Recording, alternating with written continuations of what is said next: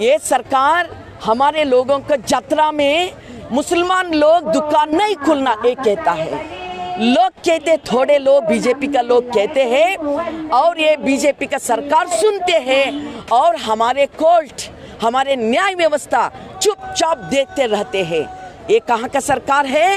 ये सरकार फैसिस्ट सरकार है। इस देश के प्रधानी नरेंद्र मोदी नहीं है, इस देश के प्रधानी है मोहन भागवत। हमारे पैसा लेकर आप अदानी अंबानी को दिया है। कौन है मुसलमान लोग? हिजाब के नाम पे हमारे लड़कियों को आप एग्जाम देने से, कॉलेज आने से रोकते हो। तुम कौन है? तुम हमारे बाबा साहब अंबेडकर दिए तो संविधान का ऊपर चलाए तो सत्ता के आप नहीं है, आप तो सनातन के हैं। इसीलिए आप ये कर रहे हैं कि हमारे जो भाई बहना है इस देश में हम मिलजुल के रहे हैं। हिंदू, मुसलमान, सिख, ईसाई, पारसी, बौद्ध, जैन, लिंगायत, आस्तिक, नास्तिक, हम सब साथ में रह के आए हैं। हमारी जिंदगी इस मिट्टी के अंदर से आए हैं, हम इस मिट्टी में साथ में रहे हैं। क्या कर रहे हैं मोदी जी? हमारे यात्रा के अंदर आप नहीं आना, हमारे हिजाब के बात को आप नहीं आना, हमारे जो भी बात है आप नहीं आना। आपका सिर्फ इतना ही इदारा क्या है? हमारे रोजी रोटी का बात करो बस।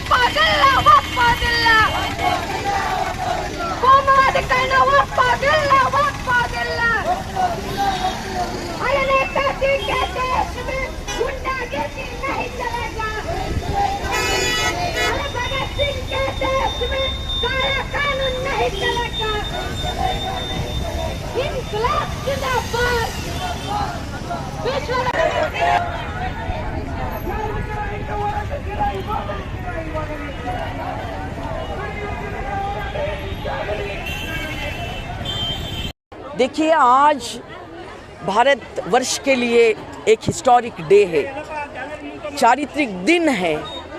कल और आज 2 दिन इस देश के जो सच्चे कामगार लोग हैं, जो मेहनतकश लोग हैं, जिस लोगों के वजह से ये दुनिया इतना सुंदर है, जिनके वजह से इस दुनिया और सरकार चल रही है, वो लोग रोड के ऊपर निकले हैं और उनका धिक्कार उन्होंने साबुत करके रखे हैं। उनके आवाज़ बुलंद कर रहे हैं और उन्होंने एक चेतावनी दिया है ये बीजेपी सरकार को। ये बीजेपी सरकार, इस देश के संविधान पे आप नहीं चला रहे हैं, आप तो मनुस्मृति के ऊपर सरकार चला रहे हैं।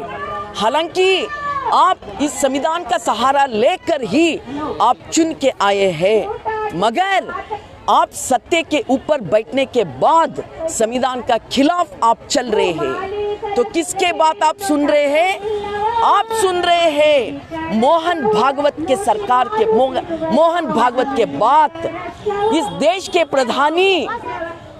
के प्रधानी नरेंद्र मोदी नहीं है, इस देश के प्रधानी है मोहन भागवत। इसीलिए आज इस देश की हालत ऐसा हो चुका है।